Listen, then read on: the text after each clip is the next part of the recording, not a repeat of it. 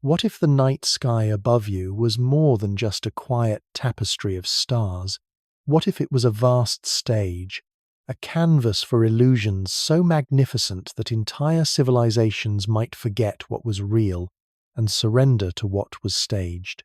Tonight we open a door into that unsettling possibility, a story where the heavens themselves are called into question, where truth and dream blur until even astronomers hesitate and poets lean forward to listen. Hey guys, tonight we are embarking on a gentle but strange voyage where fact and myth will travel side by side. So before you get comfortable, take a moment to like the video and subscribe, but only if you genuinely enjoy what I do here. And if you feel like sharing, leave a comment with your location and your local time.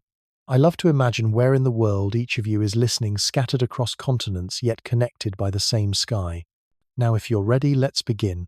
Imagine yourself outside wrapped in a blanket of silence. The world is still, perhaps a soft breeze passes by, and overhead the stars shimmer like whispers from a time older than memory. The ancients once believed comets were messengers of gods, omens announcing war, famine, or renewal. To them the sky was not passive. It spoke, and they listened. Tonight our story begins with one of those messengers not carved from myth but from ice and stone, drifting across unimaginable distances. Its name 3I Atlas, the third confirmed interstellar visitor ever detected by human eyes. But before we marvel at the comet, we must confront a shadow that has followed us for decades. Project Bluebeam. Born in the 1990 seconds through the writings of a Canadian journalist named Serge Monast, this theory suggested that hidden powers would one day project dazzling illusions across the heavens. Giant holograms of prophets and saviors, whispering voices carried directly into the minds of billions, a grand deception designed to unite humanity under a single authority. For many it was dismissed as paranoia. For others it became a modern scripture of suspicion. Now the stage feels set once again. A comet arrives, rare, dazzling, perfectly timed, just as conspiracy theories about the skies have reached their loudest crescendo. And so two narratives collide. On one side, science precise and cautious measuring, light curves calculating orbits, weighing evidence. On the other side, imagination, suspicion, and the intoxicating idea that maybe, just maybe, the universe has conspired to fool us. Picture the scene in the Atacama Desert of Chile, the 1st of July 2025. Astronomers working with the Atlas Survey telescope are running routine scans of the night sky, expecting nothing unusual. The desert air is thin, the horizon so clear that stars appear sharper than in any city. On their computer screens, tiny dots of light shift ever so slightly against the fixed tapestry of stars. At first it is nothing, just a data point. But then, calculations begin to hum, equations pouring across monitors. This dot is not bound to the Sunday. Its path is not elliptical but hyperbolic, an unmistakable signature that it comes from elsewhere and will return to elsewhere. Within hours, confirmation spreads. Humanity has discovered its third interstellar traveler. For astronomers, this is cause for celebration, a chance to peer into the chemistry of alien solar systems without leaving home. For conspiracy theorists, it is cause for suspicion. How convenient that such a rare visitor should arrive exactly when the internet buzzes with whispers of Project Bluebeam. The coincidence feels like choreography, as if someone or something wanted the two stories to merge. You might close your eyes for a moment and picture the comet itself. Not a blazing sword across the sky, not yet. For now it is still faint, a small body awakening as it drifts closer to the Sunday. Its nucleus, perhaps only a few kilometers wide, carries frozen carbon dioxide and water, preserved for billions of years in the dark between stars. As sunlight touches its surface, that ice sublimates, transforming directly from solid to gas, and forms a halo, a coma, like a fragile breath around a wandering spirit. Soon it will trail a luminous tail millions of kilometers long, a streamer of dust and gas sculpted by solar wind. There is something almost poetic here, a wanderer that has drifted for untold eons in silence, suddenly ignited by the warmth of a new Sunday. Its journey is indifferent to us, but we cannot help assigning meaning. We always have. From Halley's comet terrifying Europeans in 1910, with rumors of poisonous gases, to Chinese emperors treating comets as signs of dynastic change, humanity has long looked upward and seen both doom and hope. And now, in an age of satellites and smartphones, we still look up and some whisper blue beam. Let us pause on that thought. Project Bluebeam, whether true or not, taps into something deeper than technology. It touches the ancient fear that reality itself can be rewritten, that the sky can no longer be trusted.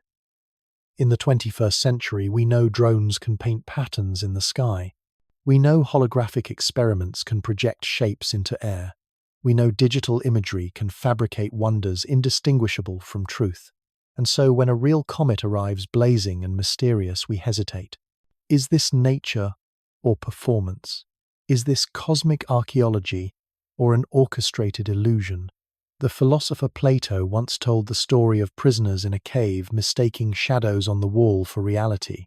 Perhaps Project Bluebeam is our modern cave, the fear that we too are only seeing shadows projected by unseen hands. And yet the comet itself, silent and radiant, cares nothing for our suspicions. It follows its trajectory, bound not by politics or conspiracy, but by gravity and sunlight. As we begin this long journey tonight, I invite you to rest your mind between these two narratives, the cold precision of science and the warm fire of speculation. You don't need to choose yet. Simply float between them like a comet drifting through interstellar space, carrying both ice and fire within. In the chapters to come, we will walk carefully through the history of Bluebeam, the legacy of comets, the strange chemistry of 3I Atlas, and the ways our minds twist evidence into stories. Along the way, we'll pause for wonder, reflect on myths, and let imagination roam free, but always with a gentle voice to guide you, like a companion walking beside you under the stars. So settle deeper into your pillow, feel your breath slow, and know that the story has only just begun. Tonight, the sky is our screen, the comet our messenger, and you, the dreamer, are part of this unfolding tale. Let me paint you two pictures, and you tell me which one lingers in your mind as the night grows quiet. The first picture comes from the world of rumor and shadow. Imagine the sky transformed into a canvas for deception, holographic deities shimmering above entire continents, prophets resurrected in light, their voices slipping directly into the thoughts of billions.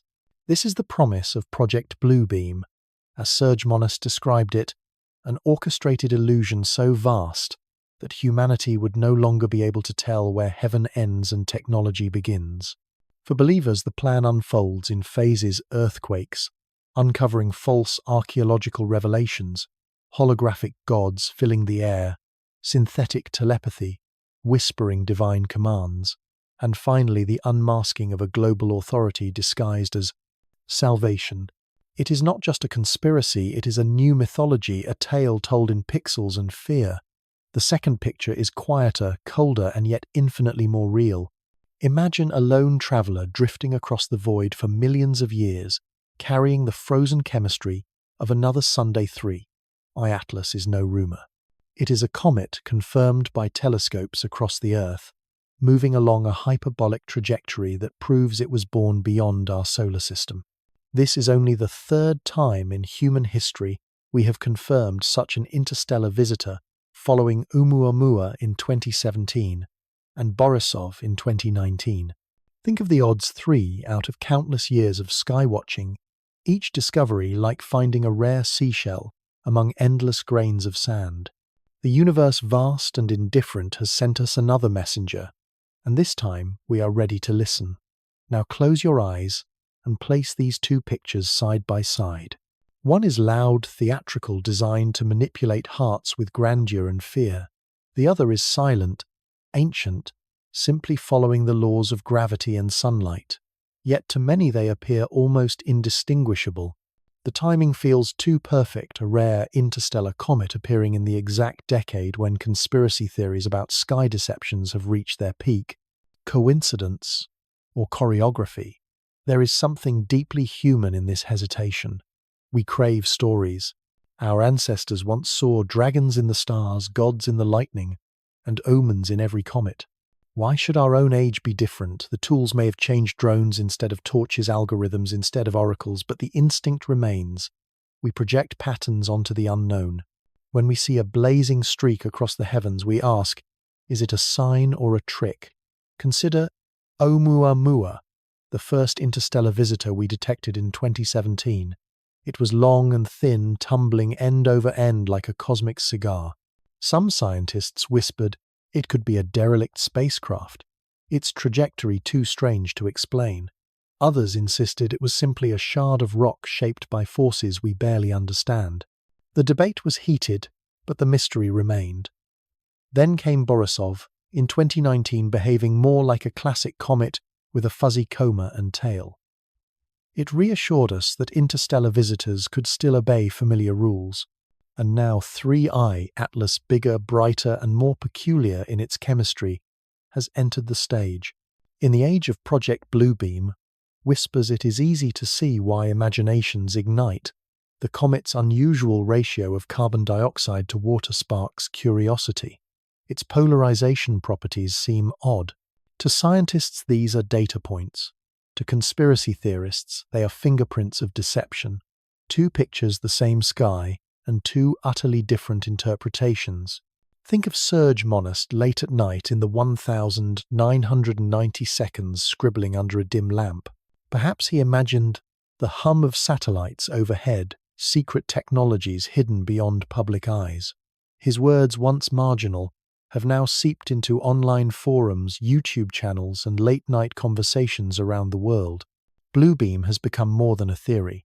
It is a cultural lens, a way of interpreting every unusual light in the heavens. A drone show Bluebeam, an aurora triggered by solar storms Bluebeam, a comet brightening in the night sky Bluebeam. Yet in parallel, imagine the astronomers in Chile, Hawaii, or space telescopes like Hubble and James Webb. They are not weaving illusions. They are tracing orbits with quiet persistence, measuring the chemistry of dust with instruments that read the fingerprints of light itself. They publish their findings openly, allowing others to test and challenge them. Their work is slow, methodical, and transparent, the very opposite of a conspiracy. Still, their voices are softer, less dramatic than the loud proclamations of conspiracy channels. In a world tuned to spectacle, science often feels like background music. There is a paradox here. The universe itself produces wonders greater than any human-made illusion. A comet traveling from another star system is by all accounts a miracle of probability. It carries ice older than our planet dust, shaped by suns we will never see. Its path through our solar system is fleeting months, perhaps a year before it vanishes again into the dark. And yet instead of marveling, many prefer to suspect. To some, reality itself seems too simple unless wrapped in layers of deception. It is worth asking which picture is more frightening, the one where technology manipulates the sky to enslave humanity, or the one where a silent fragment of another world drifts past us, reminding us of our smallness in a galaxy beyond. Measure. In one picture, humans control the illusion. In the other, we are powerless observers of a cosmos that operates on scales we can barely imagine. Both evoke awe, both stir unease. As you lie here listening, let the images blend. See the holographic gods fading into starlight, the comet's tail shimmering like a veil across the dark. Perhaps the truth lies not in choosing one picture, but in realizing how our minds need both the myth that excites us and the fact that grounds us. Project Bluebeam may remain a story whispered in the shadows, while 3I Atlas blazes briefly before vanishing forever. Together they remind us that the sky is both mirror and mystery, reflecting our fears and illuminating our curiosity. And so with these two pictures in mind, we step deeper into the tale. Ahead lies history and myth, conspiracy and chemistry, science and imagination woven together like twin threads in the same fabric of night. What makes an object interstellar? The answer is not about where it begins, nor even the distance it travels, but the shape of its path. Most bodies in our solar system, planets, asteroids, comets, trace ellipses, forever circling the sun like dancers bound to a single rhythm. But some, a very few, carve hyperbolic arcs.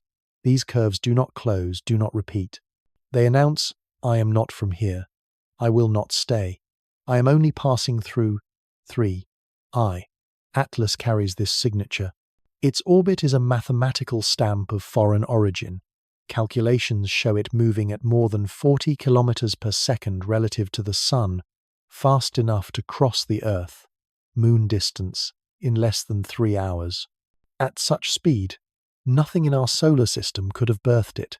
Only distant star systems through violent collisions or gravitational catapults can hurl fragments with this kind of energy into the galactic sea. 3. Atlas is one such fragment, a messenger travelling millions of years through cold and silence, arriving now for reasons indifferent to us yet irresistible to our imagination. Close your eyes and imagine the comet as it once was long before we noticed it. Perhaps it circled a young sun in some distant cluster, its icy nucleus forming in the shadows beyond alien frost lines. Perhaps a giant planet tugged at it, a gravitational sling flinging it outward. Maybe it was expelled during the collapse of a binary system ejected into exile. For ages beyond comprehension it drifted silent, frozen, nameless, until our sun, like a faint lighthouse on the horizon, caught its path. And now, for a brief chapter, it crosses our sky. In Greek myth, Atlas was the Titan condemned to hold up the heavens. His burden was eternal, his posture unchanging, a figure of endurance against infinite weight. How fitting, then, that this comet bears his name. Like its mythic namesake, 3I Atlas lifts our gaze toward the sky, forcing us to wonder what weight of history it carries. Every atom of frozen carbon dioxide, every grain of dust within it, is a record of conditions that prevailed in another solar nursery. In its silent passage, it tells a story as old as stars. To astronomers, the discovery of an interstellar object is like receiving a letter written in an alien tongue. Each chemical ratio, each spectral line, each flicker of light curves across telescopes becomes part of a sentence. And though the message is incomplete, fragmented, we can read hints of a world we may never see. 3. Atlas contains water ice, but in ratios unlike comets we know.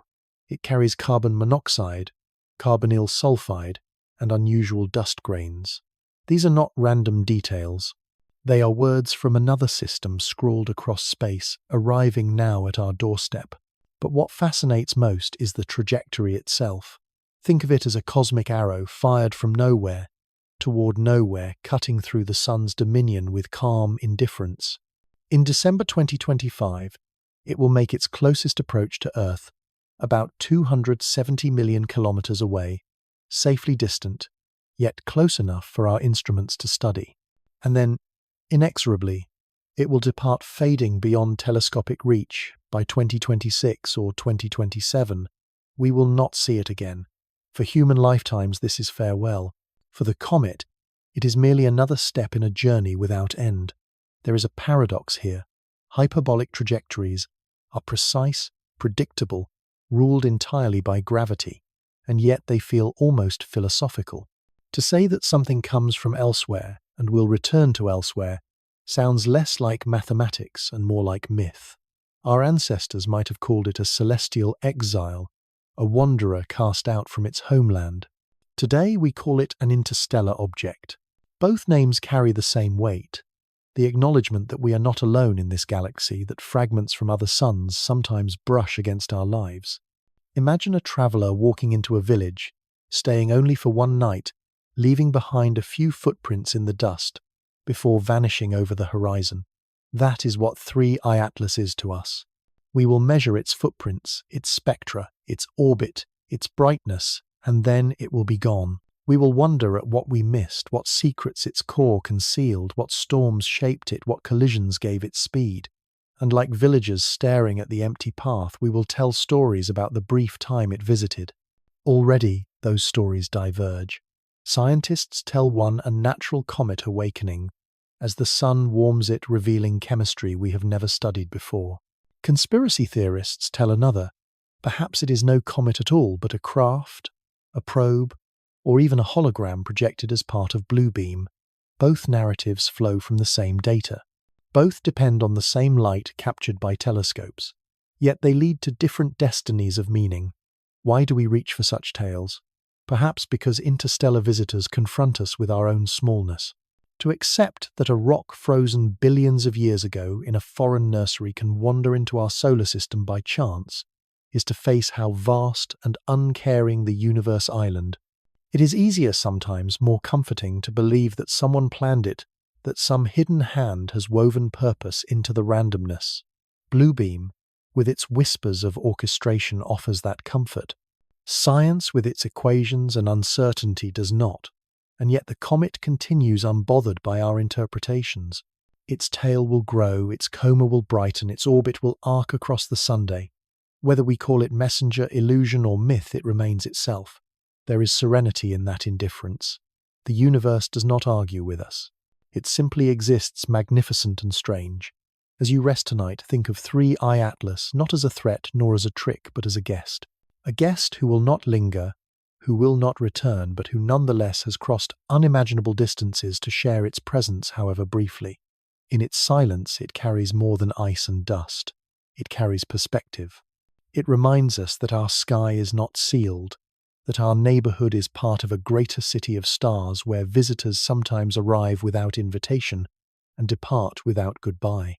And so the wanderer moves on, while we remain here watching, questioning, imagining. The story continues not just of the comet itself, but of what we choose to see when we look upward. Picture a dimly lit room in the mid-1990 seconds, papers scattered across a wooden desk, the faint hiss of a radio in the corner, a journalist hunched over his notes as the hour creeps past midnight. His name is Serge Monast. To most, he was simply a Canadian writer with a restless imagination, but to those who read his words, he became the prophet of a story that would not die. He called it Project Bluebeam, and in his telling it was nothing less than a blueprint for the greatest deception humanity would ever face. Monast spoke of 4 phases, each one a step deeper into illusion, like curtains lifting on a play where reality itself is the stage. Imagine the earth itself trembling not as nature's anger but as an orchestrated act. In this first phase, according to Monast, hidden powers would trigger artificial earthquakes designed to reveal archaeological secrets, ruins, artifacts, inscriptions that could challenge or even rewrite humanity's deepest spiritual secrets, beliefs. Picture ancient temples crumbling just enough to expose forgotten truths, each discovery timed to shake the faith of millions. In his story, these were not accidents of geology, but deliberate strokes of the pen in a script designed to unsettle the soul. This was the spectacle. Vast holograms projected into the very air, towering figures of gods and prophets hovering above continents. Jesus above Christian nations, Buddha over Asia, Muhammad across Islamic lands, each deity appearing to fulfill prophecy. The goal to convince every culture that its savior had returned, only to reveal in the end a single unified message. Imagine standing in a crowded city square, looking up to see the night torn apart by luminous figures, their robes rippling as though woven from light itself. Would your mind resist, or would your heart surrender? The technology Monast claimed would involve satellites projecting lasers into the ionosphere, manipulating particles to create vast 3-dimensional images. Today, when we see synchronized drone shows or laser art stretching across stadium skies, it is easy to understand why this idea resonates. But what he described went far beyond illusions spanning nations, orchestrated miracles to bend belief itself. If the eyes could be deceived, then so could the mind. In this phase, Monast warned of synthetic telepathy, the direct implantation of voices and commands into human consciousness. Imagine lying in bed and hearing words that feel like your own thoughts but are not. Imagine entire crowds hearing their gods whisper, "Follow me." The technology required, he suggested, would harness electromagnetic waves tuned to the brain's frequencies, slipping past reason and lodging in the core of identity. Even now, neuroscientists study brain-computer interfaces, exploring how signals might help paralyzed patients move robotic arms or communicate without speech. These are fragile early steps, but for those who fear they are evidence that Monast's prophecy was not entirely out of reach, the final act was the most chilling. After earthquakes, holograms, and voices, the projected deities would unite. They would declare that all religions had been illusions of the past, now fulfilled in a single global truth. Boundaries would dissolve, governments would yield, and a new leader, the so-called false messiah, would rise to preside over a unified world.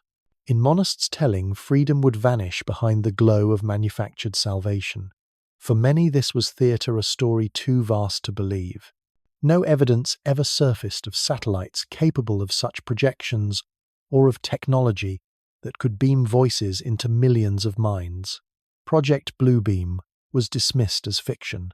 Yet, like the myth of Icarus or the legend of Pandora's box, the story endured not because it was proven, but because it touched something raw in human psychology. We have always feared manipulation from above. Ancient people looked at comets and saw omens. The gods were displeased, kings would fall. Medieval peasants saw eclipses and believed the heavens were warning of plague or war. In each age, the sky became a mirror for our anxieties. Monast simply updated the mirror with satellites, lasers, and neuroscience. His script gave shape to timeless fears that what we see may not be real, that our own senses can betray us. And so the theory evolved. Like a living organism, Bluebeam adapted to new decades. When drones filled the skies during the 2018 Winter Olympics, some pointed and said, "There it has begun." When holographic concerts resurrected dead musicians, others whispered of prototypes. When neuroscience achieved limited brain signal transmission, the whispers grew louder. Each advance in technology became another thread woven into Monast's tapestry. Yet for all its improbability, Bluebeam remains captivating because it feels like a myth retold in modern language. Ancient cultures feared gods would descend from the heavens. Bluebeam imagines we will project them ourselves. In this way, it is less about technology and more about our relationship with power, belief, and vulnerability. Now, picture Serge Monast himself, a man scribbling into the night candlelight, smudging the ink on his notes. Did he believe every word he wrote, or did he sense he was weaving a myth that would outlive him? He died suddenly in 1996, his followers claiming it was no accident, his critics shrugging it off as natural. But his idea survived not as proof but as narrative, a narrative that has now collided with 3I Atlas, the real comet streaking through our solar system. And here lies the heart of our story, fact and fiction entwined. On one side, a silent body of ice and dust awakening under the sunday. On the other, a blueprint of illusion whispered through decades of suspicion. The comet needs no holograms, no telepathy, no messiah, and yet some cannot help but see its glowing tail as the opening act of Monast's prophecy. As you breathe, slowly resting deeper into the night, hold this paradox gently. Perhaps the real danger is not in holograms above our skies, but in the ease with which our minds weave fear from wonder. Perhaps Bluebeam is not a government project, but a mirror, reflecting our own mistrust, our yearning for stories that make sense of chaos. The comet and the conspiracy stand side by side in the heavens of imagination. One is real, fleeting, measurable. The other is spectral, persistent, unfalsifiable. Both will shape how we see the sky. The sky has always been humanity's greatest movie screen. Long before satellites and telescopes, before theories of holograms and conspiracies, people lifted their eyes upward and found stories written in starlight. To the Greeks, the constellations were not random pinpricks of light, but heroes and monsters frozen in eternal poses. To the Chinese court, comets were fiery swords slashing across the heavens, warnings that dynasties might crumble. To desert travelers, the stars became maps, glowing compasses, guiding them safely across dunes. The night sky has never been empty. It has always been a canvas for imagination. Consider the year 1910. Halley's comet, the most famous of all, returned as it does every 76 years. Newspapers declared that Earth would pass through its tail, a streamer of dust and gases stretching across the heavens. Scientists calmly explained that the gases were far too diffuse to cause harm, but rumors spread faster than reason. Cyanogen gas was detected in the comet's tail, and suddenly headlines screamed of poison in the sky. Families sealed their windows. Merchants sold anti-comet pills and masks. Some held prayer vigils, convinced the end was near. A few, unable to bear the dread, took their own lives. The comet passed harmlessly, but the panic revealed something timeless. When the heavens display something unusual, fear blooms in the shadows of wonder. Now move forward to 1938. Radios crackled across America as voices read what seemed to be breaking news. Invaders from Mars had landed. War machines marched across fields. Cities fell. In truth, it was a dramatic broadcast of H.G. Wells's War of the Worlds, performed by Orson Welles. Many listeners who tuned in late missed the introduction. To them, the sky was suddenly alive with threats from another planet. Though later accounts exaggerated the panic, the event proved something crucial. When media and imagination combine, even the most rational minds can be carried into fear. The screen had shifted from the sky to the radio waves, but the effect was the same. The people saw not what was real, but what they were primed to believe. These moments echo through our present age. In 1910, the terror was a comet's tail. In 1938, it was a fictional broadcast. And now, in the 21st century, the fear is that technology itself may turn the sky into a weapon of deception. Drone swarms can already draw glowing constellations across city skylines. Lasers can paint symbols on clouds. Holograms resurrect musicians to perform concerts decades after their deaths. Each wonder is harmless in its intent, but each also feeds the imagination of those who suspect that Project Bluebeam lurks behind the curtain. Yet this pattern is not new.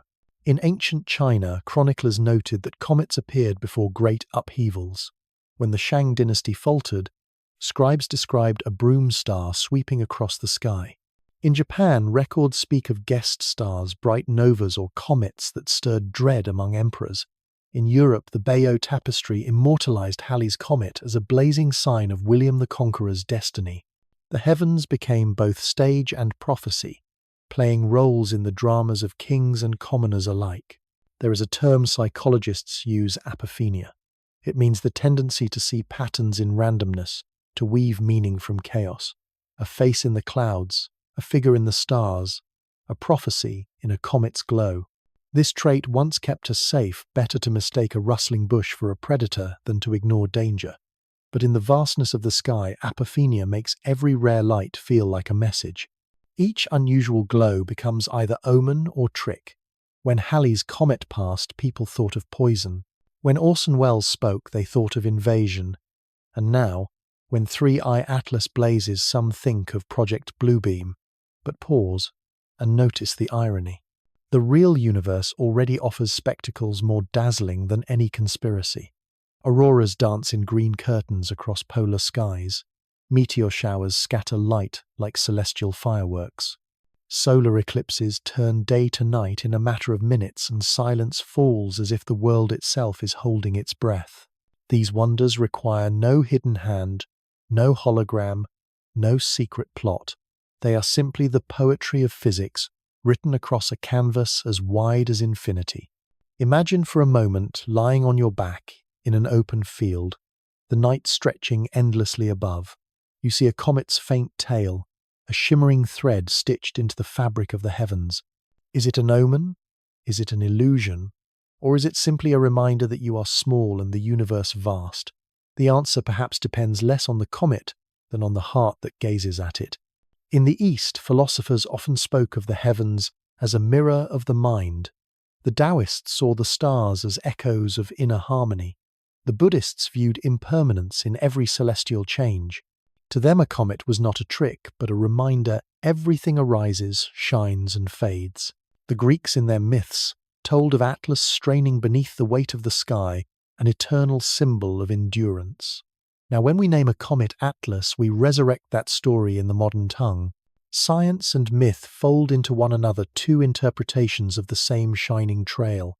The modern world complicates this ancient instinct. Our telescopes see more clearly than any priest or poet ever could. We measure spectra, detect molecules, calculate orbits with precision beyond imagination. And yet our screens, phones, computers, social media feeds pour images that blur truth with fabrication. A genuine comet tale and a computer-generated light show can look equally convincing to the untrained eye. The sky remains our greatest screen, but now it competes with billions of smaller ones in our hands. So when 3i Atlas brightens in the night, we must ask, what do we really see? A natural visitor from another star system, or a projection crafted to fulfill a script written decades ago by Serge Monast? The question itself reveals our dual nature. We are creatures of wonder, eager to believe. We are also creatures of fear, ready to doubt. The sky reflects both back to us. As you drift toward rest, let this thought soothe you. Whether omen or illusion, comet or conspiracy, the sky remains. It has carried our stories for thousands of years and will continue long after we are gone. Every generation paints its anxieties onto the heavens. But beyond those projections, the stars endure quiet, steady, indifferent to our fears. The sky is not merely a screen for human imagination. It is also a mirror reminding us that we are storytellers forever, weaving meaning into silence. Tonight, as 3i Atlas streaks across our awareness, it invites us once more to look upward and decide which story we will tell. Timing, they say, is everything. In comedy, in tragedy, and perhaps in the way we tell stories about the sky. And so it is with 3i Atlas, a comet born of another sun arriving in our neighborhood, at the very moment humanity has fallen into what some call the conspiracy decade. Trust in institutions has withered, while access to information has exploded. We scroll endlessly, caught between scientific papers and viral rumors, between raw data and polished illusions. And into this whirlwind steps a silent wanderer, trailing dust and gas, indifferent to our noise. It feels almost scripted, as if the universe itself leaned over our collective shoulder, waiting for the precise moment to drop a character onto the stage. Here we are, primed by decades of blue beam whispers, suspicious of every glow in the sky, every flicker of unexplained light. And here comes a comet, one of the rarest phenomena in astronomy, an interstellar visitor, only the third ever confirmed. To scientists, this is fortune, a chance to study alien chemistry. To others, it is too convenient. The timing, they insist, is the proof. Picture the world in 2025. Military reports admit they cannot explain certain unidentified aerial phenomena. Videos spread of lights moving strangely across the night. Drones mistaken for visitors. Flares mistaken for portals. Algorithms reward the sensational over the sober. News about climate change, pandemics, and politics collides with theories about hidden governments and cosmic tricks. In this climate, the arrival of a comet from another star is not simply news, it is fuel. It ignites the parallel fires of science and suspicion, each burning brighter because the other exists. Mainstream outlets tell their version, Associated Press, noting the comet's safe distance, BBC showing telescopic images, NASA releasing orbital projections with cautious precision, calm, methodical, careful. But elsewhere, in corners of the internet, where imagination runs free, the same images become something else. A tail becomes evidence of propulsion. A flicker becomes proof of projection. A faint chemical anomaly becomes a whisper of artificial construction. The same photons captured by the same instruments become two different stories depending on who holds the pen. There is beauty in this duality even as it unsettles. Imagine two rivers running side by side, one clear, slow, measured, the other fast, murky, roaring. Both are fed by the same rain, the same data, the same events, but they carry that water to very different seas. Science insists on evidence, peer review, transparency. Conspiracy thrives on coherence, immediacy, narrative. Together they shape how millions will remember 3i Atlas, not as a single comet, but as two overlapping myths. And perhaps this is not new. Ancient people, too, lived in such overlaps. When Halley's Comet appeared in 1066, some saw it as a sign of doom, others as a banner of destiny. The Bayeux tapestry shows men pointing upward, fearful and awed, while William the Conqueror prepared for battle. One sky, one comet, two meanings. History, it seems, repeats itself, Yet there is something uniquely modern about our moment. Never before have we had such powerful instruments, James Webb gazing in infrared Hubble, tracing subtle changes, ground-based observatories with adaptive optics, cutting through turbulence. We are in a golden age of astronomy, and yet never before have we had such powerful tools for illusion computer graphics, indistinguishable from footage holograms shimmering in thin air, drone swarms sketching symbols across the dark. Real technology now serves both discovery and deception. The same sensors that detect alien ice can be fooled by digital trickery. The same networks that share genuine data amplify falsehood at the speed of light. The convergence feels uncanny. A comet from another Sunday, a theory about illusions in the sky, a public primed to doubt. It is as though reality and myth reached out across centuries to shake hands in our time. Imagine, if you will, the comet itself as an actor stepping onto a stage built not of wood and curtain but of atmosphere and expectation. The audience humanity is restless, whispering among themselves. Some expect salvation, others betrayal. When the comet flares brighter gas streaming into a luminous tail, the crowd gasps. Half call it natural wonder, half cry illusion. The same scene, two scripts. The performance is not in the heavens, but in us. And so the question lingers, is this choreography or coincidence? Did the universe time this? Or are we simply pattern seekers stitching meaning where none exists? Perhaps both answers can be true. Perhaps the choreography is not cosmic but psychological, the timing less about the comet's arrival than about our readiness to interpret it. We are primed to weave conspiracy because we live in an age where truth itself feels unstable. The comet is merely a mirror, catching our doubts and reflecting them back in light. As you drift deeper into this story, let that image soothe you. A comet gliding silently through space, unaware of the noise below. Two rivers of narrative rushing to claim it, one of science, one of suspicion. And you resting here watching them merge and diverge, knowing that both reveal something profound, not about the comet but about us. For the sky does not care what story we tell. It simply shines. But in our telling we reveal our fears, our hopes, our hunger for meaning. 3.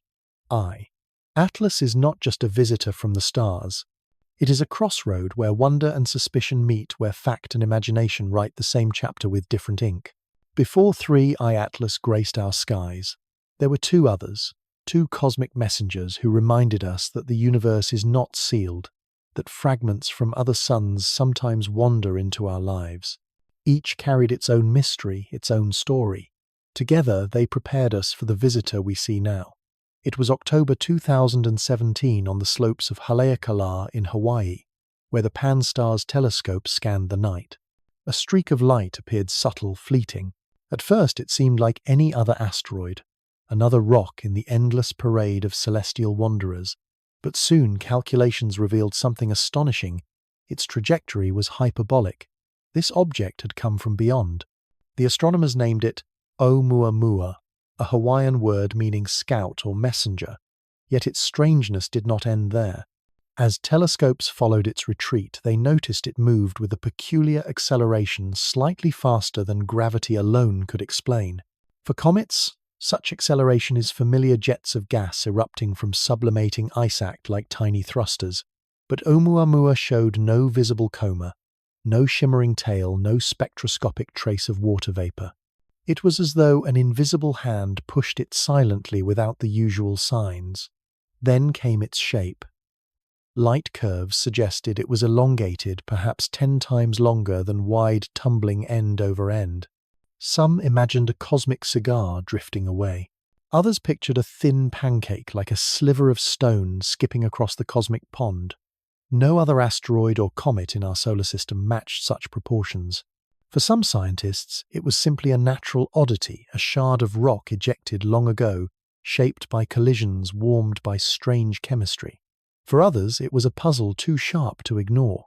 Avi Loeb, a Harvard astronomer, suggested boldly that it could be artificial, perhaps a derelict probe or a light sail built by distant hands. His words stirred debate, media frenzy, and a rush of speculation. Suddenly Oumuamua was no longer just a rock, it was a mirror reflecting our deepest question. Are we alone? But the messenger did not linger. It was already on its way out, retreating faster than telescopes could follow. By early 2018, it faded beyond reach, leaving only data points, blurry images, and unanswered questions. Like a traveler who pauses only to drop a cryptic note, Oumuamua reminded us how fleeting such encounters are. 2 years later, in August 2019, another messenger arrived. This time, the discovery was not by a global observatory, but by a man in Crimea, Gennady Borisov, an amateur astronomer with a homemade telescope. Imagine him adjusting the gears in his backyard, scanning the heavens with equipment he had built himself. And then the discovery, another interstellar object, this one unmistakably a comet. Unlike Oumuamua, Borisov behaved as though scripted from a textbook. It had a coma, a tail outgassing of water and carbon monoxide, all the hallmarks of a comet warmed by the Sunday. Its nucleus spanned a few kilometers. Its chemistry echoed the diversity of alien star systems. For astronomers, this was a relief, a cosmic visitor they could study with familiar tools, without as much ambiguity. Yet even Borisov carried surprises. Its ratios of gases differed from most solar system comets, hinting that it formed under conditions unlike those that birthed our own icy wanderers. Hubble's eyes even captured its fragmentation, a breaking apart that revealed layers and complexity hidden within.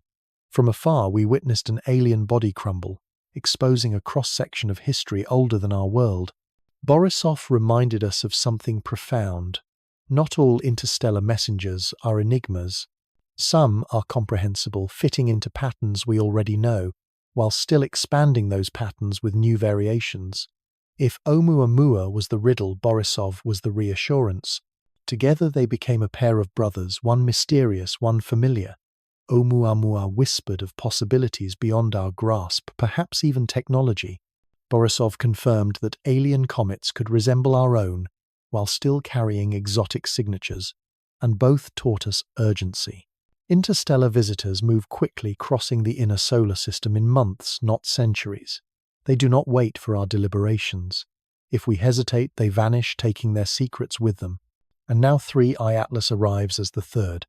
Larger, brighter, bearing chemistry stranger than Borisov, yet clearer in its identity than Oumuamua. Its timing feels uncanny, colliding with the age of blue beam whispers. But in truth, it continues a sequence begun years ago. A scout, a comet, and now another. Each stepping closer to us, each challenging our understanding. Think of them as beads on a thread stretched across the galaxy. Oumuamua, Borisov, Atlas. 3 names in our languages, but in reality, fragments of distant systems flung across light years. They remind us that our solar system is not isolated. We are part of a galactic community of wanderers, exchanging emissaries in silence. As you rest tonight, imagine those 3 travelers drifting together, though separated by time. Oumuamua thin and strange, tumbling into darkness. Borisov shedding dust as it fragmented under solar heat. Atlas brightening now, its tail unfolding like a banner. Each a story, each a mirror, and each leaving us changed by its passing. The Atacama Desert in Chile is one of the driest places on Earth. Days stretch with a silence so absolute that even the wind seems hesitant. At night the stars blaze with clarity, thousands more visible than in any city sky. Here, among salt flats and barren mountains, humanity has built some of its sharpest eyes on the cosmos. And it was here, on the 1st of July 2025, that a discovery quietly altered the story of our relationship with the universe. The Atlas Survey Telescope, part of a program designed not to hunt for wonders but to guard against danger, scanned the heavens as it always did.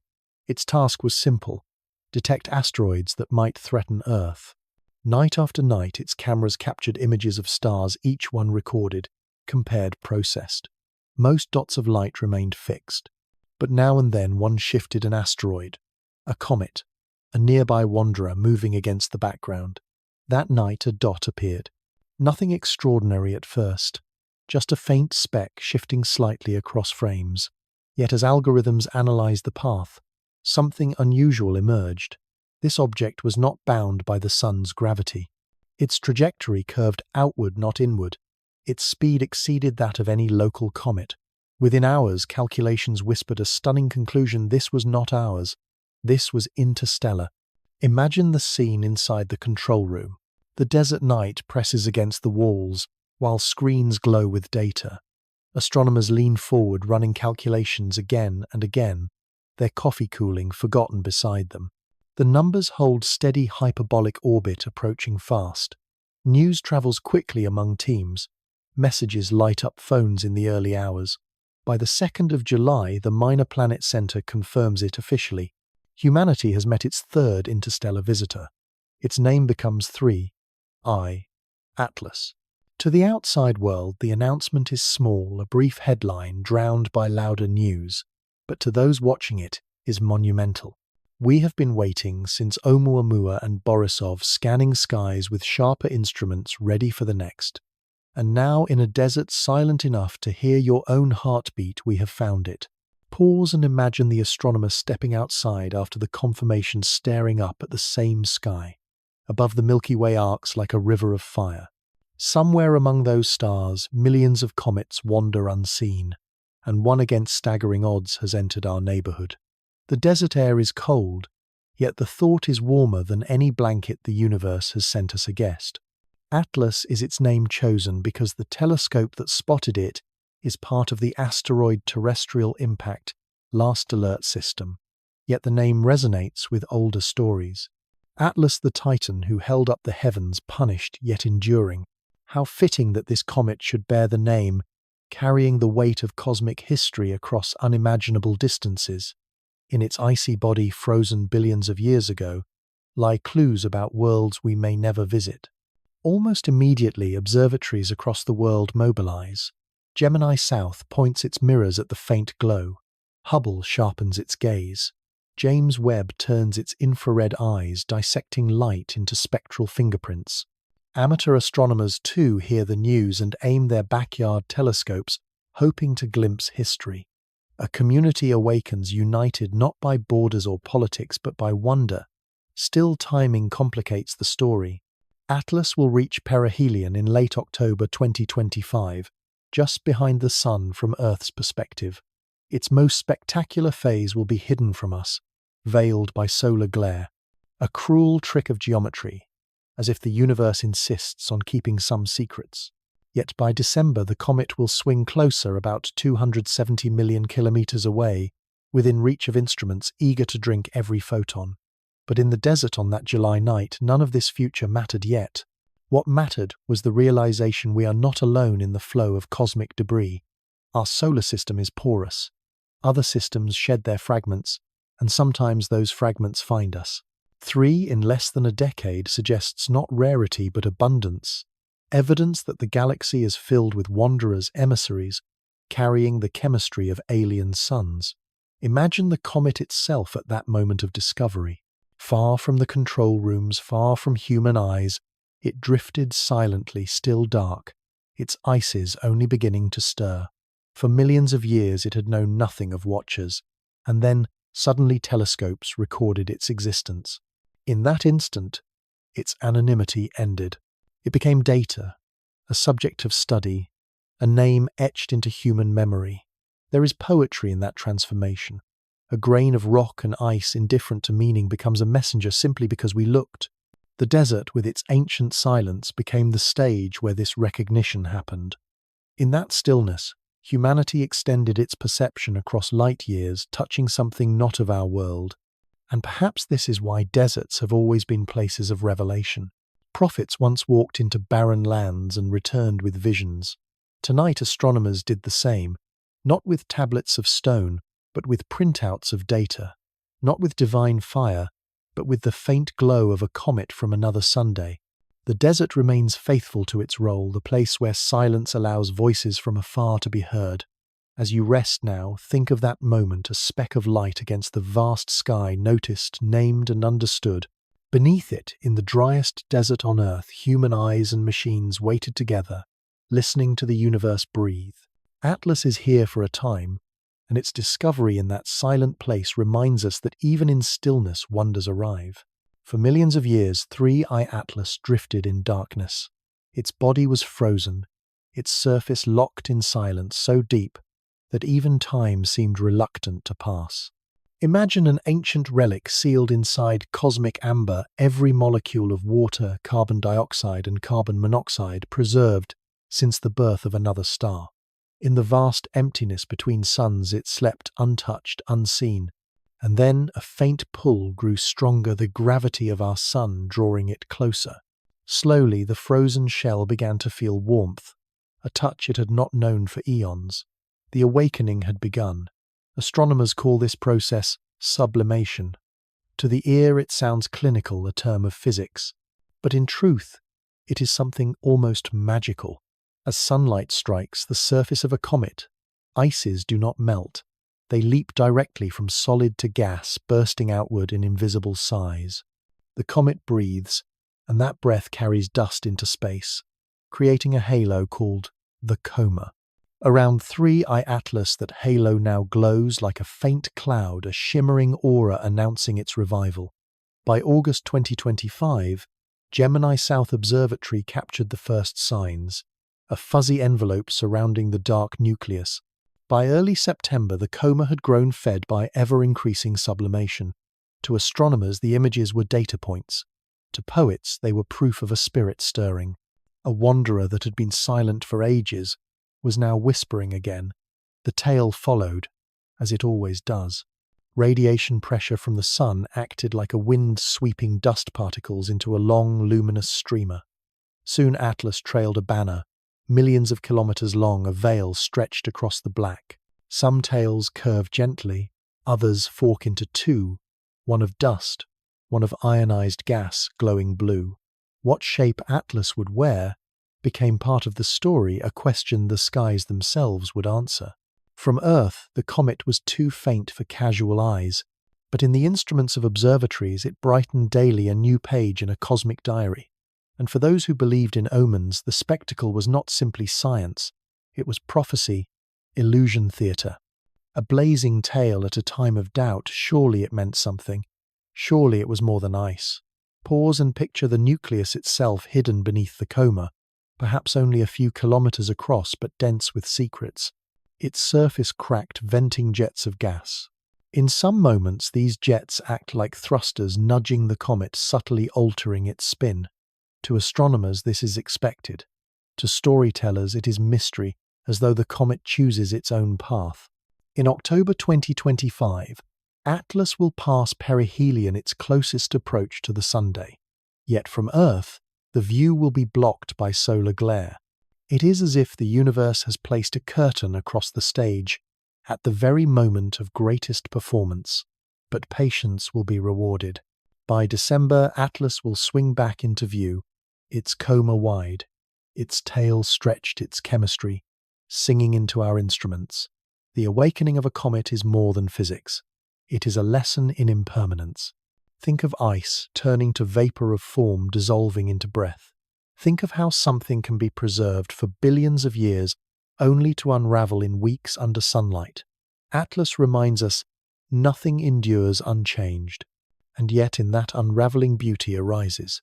The very act of fading is what makes the comet blaze. Cultures across time felt this paradox. To the Maya, comets were torches carried by gods, burning brightly as they hurried across the heavens. To medieval Europe, they were scythes of fate cutting down kings. To Taoist poets, they were reminders that even mountains crumble and rivers dry, yet in impermanence lies harmony. Atlas Awakening now adds its chapter to this human archive of meaning. Imagine standing on a hillside far from city lights. You cannot see Atlas with your naked eye, but you know it is there, faintly glowing in the instruments of telescopes. Somewhere above, a wanderer awakens. Its breath streams into space, invisible to you yet real. The thought itself is calming. A being older than Earth is alive again, however briefly blazing across our skies. Astronomers speak in numbers: coma, diameter, sublimation rate, gas composition. But you can also think of it as a story, an exile returning to warmth, a frozen traveler stirred by the touch of light. The sun becomes both interrogator and awakener, coaxing secrets from ice that has held them for untold millennia. And as the comet yields those secrets, our instruments record them, translating the breath of another world into human understanding. Yet not everyone sees science alone. For some, the timing of Atlas's awakening is suspicious. To them, the glow is a projection, a trial run of Bluebeam's script. They see the coma as a cloak of technology, the tail as artificial display. But perhaps the more profound illusion is not in the comet but in us. For when we cannot accept wonder without suspicion, we cheat ourselves of awe. Atlas awakens regardless of what we believe. Its coma will expand, its tail will stretch, its path will arc behind the sun and return. It will breathe until its ices are gone, and then it will fade once more into darkness. That is its truth, simple, magnificent, unbothered by theories. As you drift deeper into rest, hold this image gently, a comet stirring after a slumber longer than our species has existed. It breathes, it glows, it leaves a trail like a dream unraveling into morning light. Atlas is not eternal, neither are we. But in this brief overlap we share the same sky, the same sun, the same wonder. And that is enough. To look inside a comet is to read a diary written in ice. Every frozen molecule, every trapped grain of dust, carries a memory of where it was born. When astronomers turned their instruments toward 3I Atlas, they expected something familiar: water dominating the mix, with carbon dioxide and carbon monoxide playing supporting roles. That is the usual story of comets in our solar system, but Atlas surprised them. Its chemistry whispered in a different language. The James Webb Space Telescope, with its infrared vision, captured spectra of the comet in August 2025. The results startled researchers. The ratio of carbon dioxide to water was roughly 8:1. Imagine a recipe where water, normally the main ingredient, is reduced to a garnish, while carbon dioxide takes center stage. This imbalance suggests Atlas formed under conditions very different from those in our solar nebula. Perhaps it was born farther from its parent star, in colder reaches where carbon dioxide could freeze in abundance. Or perhaps its system was bathed in radiation that favored one molecule over another. Whatever the reason, the message was clear: this was no ordinary wanderer. Beyond carbon dioxide and water, Webb detected other signatures: carbon monoxide, carbonyl sulfide, traces of water, ice, and a variety of dust components. Each molecule is like a note in a chord, together forming the music of another solar system. To scientists, these fingerprints are data points. To dreamers, they are whispers, recipes from a kitchen that flamed to life light years away, where alien chemistry stirred and froze before our world was even formed. But the comet does not easily reveal its core. The coma and tail, bright and expansive, cloak the nucleus in haze. Estimates suggest it may be between 1 and 10 kilometers across. Small compared to planets, yet vast compared to us. Picture an object the size of a mountain, black and icy, wrapped in a halo of its own breath. That is the heart of Atlas, hidden yet felt. Its surface is not smooth but fractured, pitted by vents. As the sun's warmth penetrates, jets burst forth, scattering dust and gas. These outbursts can alter rotation, shift orientation, even split the body. Comets are fragile. Many have crumbled after close approaches. Atlas itself may shed fragments as it nears perihelion. To astronomers, this is expected behavior. To storytellers, it is drama, an actor shedding costumes under the spotlight. The chemistry of Atlas also invites comparisons with its predecessors. Borisov, the second interstellar object, displayed more familiar, water-rich composition closer to our comets. Oumuamua, the first, left too quickly for detailed analysis but carried puzzles that still echo. Atlas, with its carbon dioxide dominance, adds a third chapter, proving that interstellar wanderers are not uniform. They are diverse, shaped by conditions we can only guess at. Each arrival broadens the canvas of what is possible. Consider what it means our galaxy is full of planetary systems forming under different rules, each creating comets with unique chemistries. Atlas is a sample, a fragment, a frozen ambassador. By studying it, we do not just learn about a rock. We glimpse the diversity of worlds that orbit other suns. We begin to understand that our way is not the only way. There is philosophy hidden in chemistry. Water, the substance of life as we know it, is minor in Atlas. Carbon dioxide, the gas we exhale with every breath, dominates. What does that say?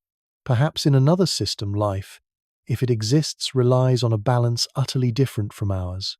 Perhaps water-rich worlds like Earth are rare, and carbon worlds more common. Or perhaps life is adaptable, able to rise from chemistries we would not imagine. Atlas reminds us that our definitions of habitability may be narrow. Just as it surprises with its frozen recipe, the universe may surprise with its forms of life. Looking into its spectrum, we are not only reading ice, we are peering into possibility. And yet, beyond speculation, there is something calming in the simple fact Atlas is natural. Its composition unusual but explicable fits within the physics of nebulae. No hidden projector creates its glow. No artificial code is embedded in its ice. It is simply what happens when worlds forms scatter and lose fragments to the galaxy. The poetry is in its indifference. Imagine standing by a fire watching sparks drift upward, each carrying a brief glow before fading. Atlas is such a spark born of another fire drifting across the galactic night. By chance we see it, by chance we measure it, and by chance we learn. Astronomers will continue to study Atlas with Webb Hubble and ground-based observatories. They will measure ratios, refine estimates, publish papers. But you listening now can let the details melt into imagery. Picture a dark mountain cloaked in mist, breathing out streams of invisible vapor. Inside it, crystals of carbon dioxide gleam like tiny jewels locked for billions of years. Now, one by one, they evaporate into light, carried into space, lost yet revealed. Atlas is not just data. It is a reminder of how fragile permanence, island frozen for ages, awakened in weeks, it spends its riches quickly. And then, like all comets, it will fade again, its secrets spent, its story added to ours. As you drift towards sleep, let this thought linger. Inside every fragment of ice lies a history, and inside every history lies a lesson. Atlas teaches us that even silence holds stories, and that awakening reveals both beauty and impermanence. Breathe gently as the comet breathes. Inhale, exhale. For a moment, you and an interstellar wanderer share the same rhythm. Mathematics does not tremble. Equations do not hesitate. And so it is with the orbit of 3I Atlas, a path traced with absolute precision across the canvas of the solar system. While rumors swell and imaginations flare, the comet itself obeys only the unyielding laws of gravity. Its journey is cold, exact, and utterly indifferent to our fears. The numbers tell a clear story. In December 2025, Atlas will pass Earth at a distance of about 270 million kilometers, roughly 1.8 astronomical units. To place that in perspective, it is more than 700 times the span between Earth and the Moon. From our vantage point, that is not danger. That is remoteness. You are closer to your cup of tea than Earth will ever be to this visitor. And yet, because it carries the label interstellar, the imagination inflates the threat. But mathematics is calm. The comet will not come near enough to harm. Before that, in late October, Atlas will reach perihelion, its closest approach to the Sun, at about 1.36 to 1.4 astronomical units. That places it just inside the orbit of Mars, far outside Earth's path. The timing is ironic. Just when the comet's activity will blaze most brilliantly, it will hide behind the Sun from our point of view. For weeks, the curtain of solar glare will block the show. To astronomers, this is frustration.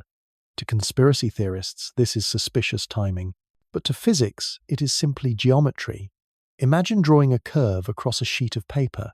Most comets carve ellipses, loops that return again and again, like recurring characters in a play. Atlas, however, draws a hyperbola, a curve that opens outward, never to close, never to repeat. It arrived from elsewhere, and it will depart to elsewhere, its path, an eternal one-way journey. The curve itself is a signature, declaring, "I am not from here. I will not return." Its speed is astonishing. Roughly 40 kilometers per second, relative to the Sunday, enough to outrun any spacecraft humanity has ever built. enough to cross the Earth, Moon gap, in under 3 hours. These numbers, so abstract on paper, are thunderous in meaning.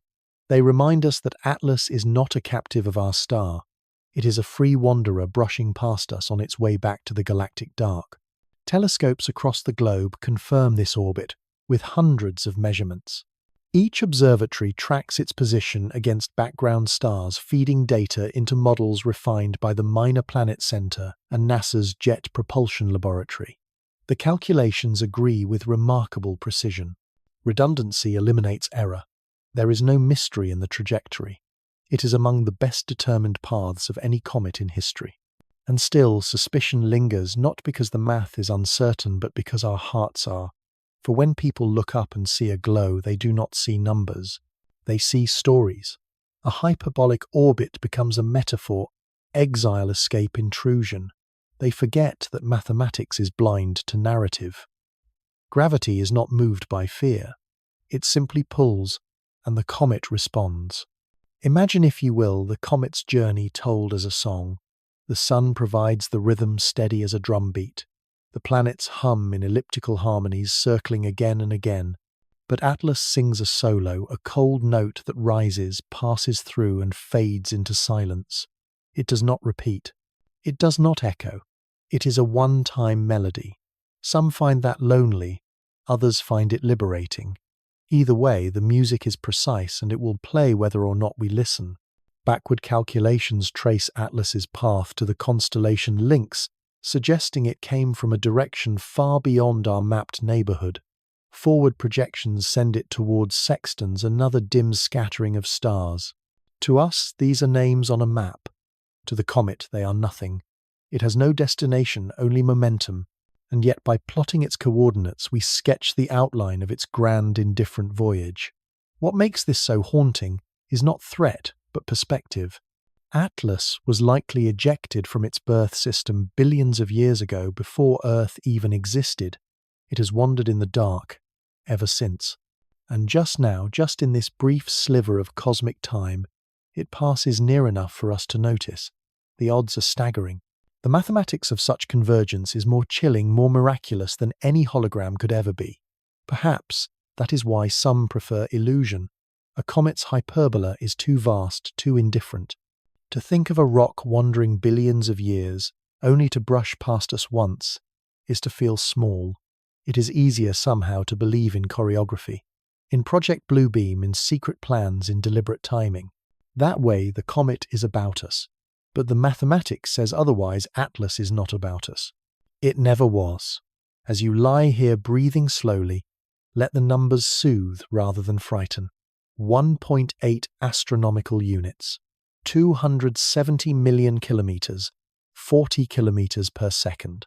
They sound cold, and they are. But they are also reassuring. They mean safety. They mean precision. They mean that whatever stories we tell the comet's path is fixed, determined not by shadowy powers, but by the silent hand of gravity. Think of mathematics as a lantern. It does not flicker. It does not waver. It simply illuminates what island. And what it shows is this Atlas is harmless, transient, magnificent.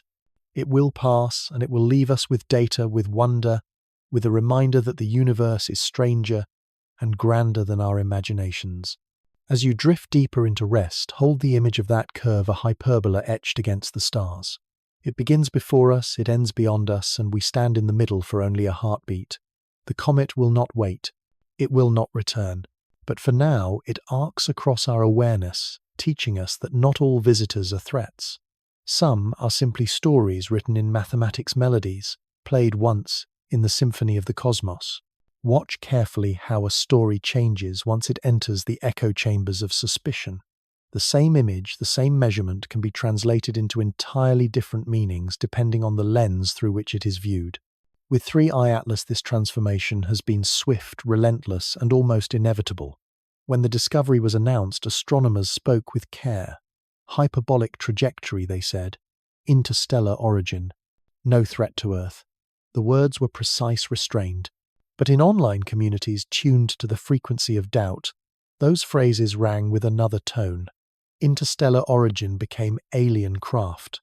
unusual chemical ratios became proof of engineering. Hidden behind the sun at perihelion became perfect cover for holographic tricks.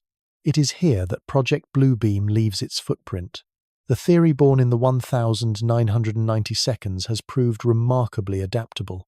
Every new technology, every unexplained light, every anomaly becomes another brick in its architecture. And so when Atlas brightened and spread its tail, it was almost destined to be woven into the Bluebeam script. Imagine scrolling through social media late at night. A time-lapse of the comet appears on your screen, dust streaming, coma glowing. In one caption, it is described as natural sublimation. In another, it is evidence of controlled propulsion. The pixels are the same. The interpretations are worlds apart. A gentle curve of dust to one viewer is simply sunlight pushing particles. To another, it is geometric formation, an engineered signal. In this way, each frame of data becomes a canvas for projection, not of light, but of fear. The process is almost automatic. Algorithms hungry for engagement amplify the dramatic. A careful paper on spectroscopy garners a few thousand reads. A video titled "Bluebeam Test in Progress" gathers millions. And so the balance tilts. Reality whispers while conspiracy shouts. What makes the Bluebeam narrative resilient is its elasticity. When confronted with evidence, it bends rather than breaks. Show that the orbit is natural, and believers say, that's part of the deception. Prove that spectroscopy confirms carbon dioxide, and they reply, of course. What better way to disguise technology than with plausible science? In this framework, disproof becomes proof of sophistication. The theory cannot be falsified because every contradiction is absorbed as confirmation. It is like walking on sand where each footprint, instead of fading, multiplies. One skeptical article produces 10 speculative responses. One denial fuels 20 new questions. The more scientists explain, the more suspicion grows, as though clarity itself were a kind of camouflage. But pause for a moment and see this with gentle eyes.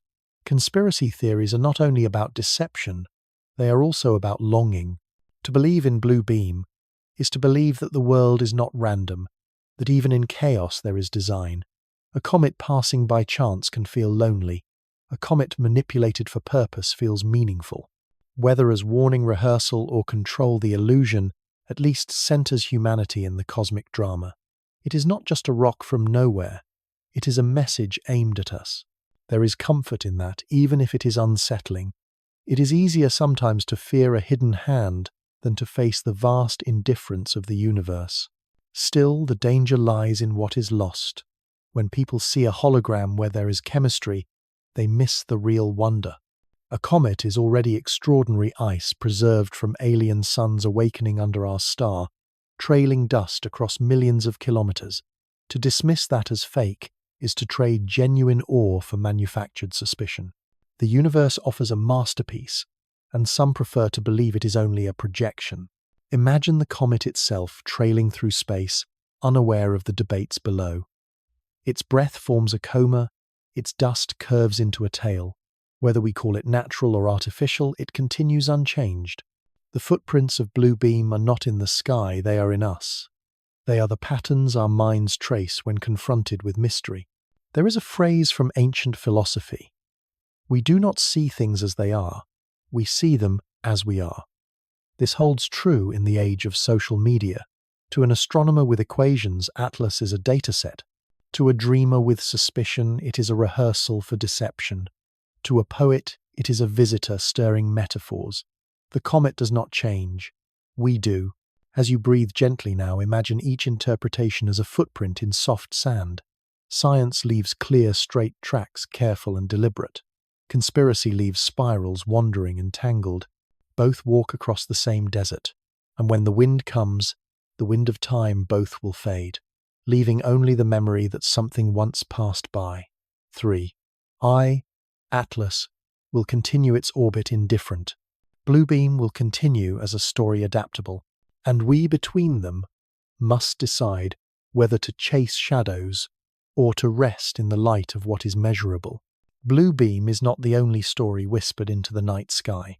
Around every comet, Every unusual visitor there gather other voices, speculations that grow like vines wrapping themselves around the facts, until the truth is hidden beneath layers of possibility. With 3i Atlas, these voices are many. Some whisper of probes, some whisper of illusions, and some whisper of siren songs, meant to lure us further from reason. One theory paints Atlas not as a comet, but as a vessel. The argument runs like this: its ratio of carbon dioxide to water is too strange, its polarization too unusual. Perhaps they say it is not ice at all, but shielding. A hull disguised as chemistry, cloaked in dust so that telescopes see what they expect. Could it be a probe drifting slowly until activated? A scout sent ahead, not unlike Oumuamua, whose mysterious acceleration still sparks debate. The idea of alien engineering never quite leaves us because it satisfies both fear and wonder. Another theory suggests Atlas is a test not of technology, but of perception. Imagine the possibility that hidden powers unleash comets as experiments measuring how the public reacts to celestial phenomena. Each flare of brightness, each news headline becomes part of a survey. How quickly do rumors spread? How deeply do people panic? How many turn to conspiracies? In this view, the comet is not cosmic. It is psychological, a mirror held up to our collective mind. And then there is the gentler speculation that comets themselves are carriers of information, not machines but messengers. Some dreamers imagine their dust grains as cosmic letters, seeds of panspermia scattering the ingredients of life across worlds. In this story, Atlas is not threat or trick, but gift another spark in the long chain of creation. These are the whispers, and like the voices of the sirens in Homer's tale, they are difficult to resist. Odysseus, bound to the mast of his ship, heard their song and longed to surrender, but his crew rode onward, ears sealed with wax. So too with us. We hear the whispers of conspiracy and myth, and part of us wishes to surrender. It is tempting to believe that the universe sings directly to us, that comets arrive with purpose, that every anomaly is a message. But there is danger in the song. Sirens lured sailors to wreck upon the rocks. Whispers of illusion can lure minds away from wonder. When we label a comet a probe without evidence, we risk losing the real miracle, that nature itself without intention produces marvels greater than any design. Still, let us treat these whispers with kindness. They exist because we hunger for meaning. To call a comet a probe is to admit our loneliness, to hope that someone somewhere has reached out. To call it a test is to reveal our mistrust of power, our fear that unseen forces choreograph our world. To call it a seed of life is to express our longing for connection, for a universe fertile rather than empty. Each story, though unproven, is an echo of our deepest needs. Atlas, trailing its dust through the dark, does not choose among these roles. It is what it is, ice rock chemistry. But to us, it becomes canvas. On that canvas we paint fears, hopes, longings. The comet is silent. The whispers are ours. Imagine for a moment the comet speaking not in words but in the language of light and dust. It does not say I am a probe nor I am an illusion. It says only I exist.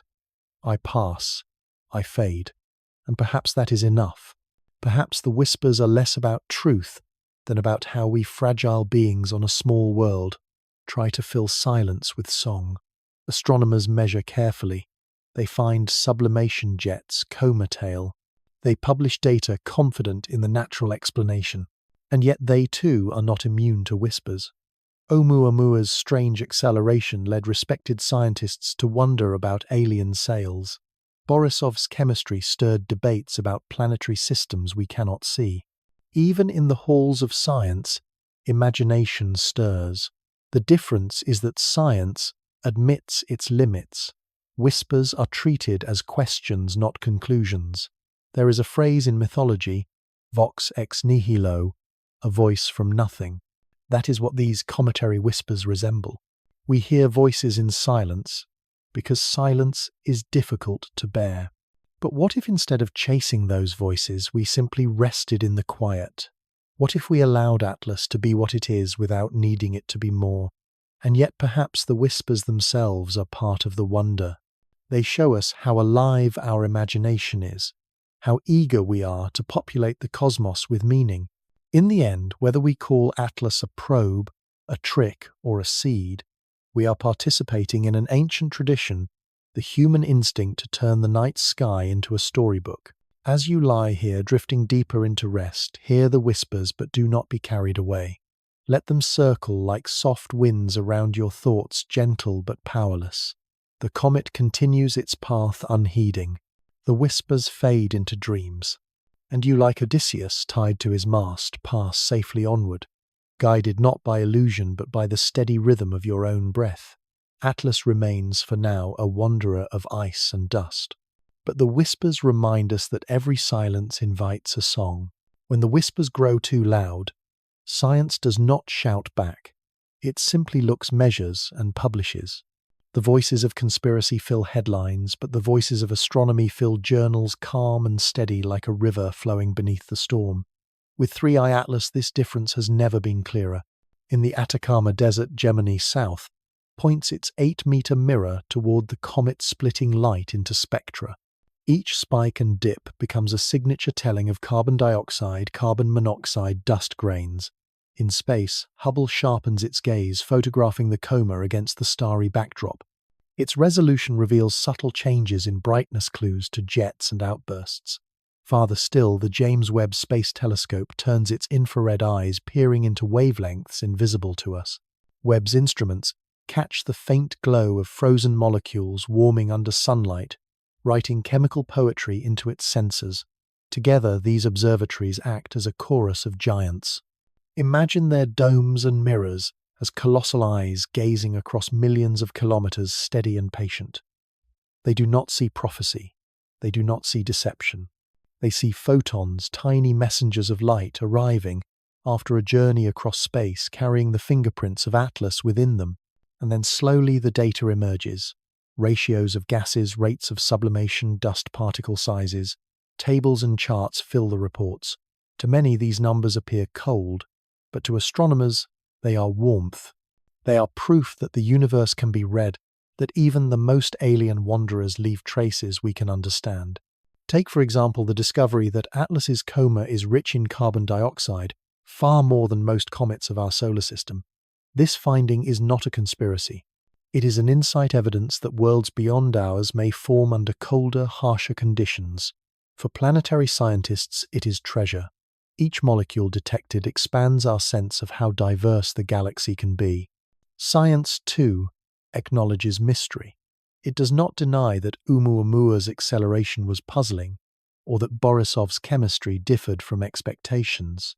But instead of declaring illusion, scientists frame mystery as question.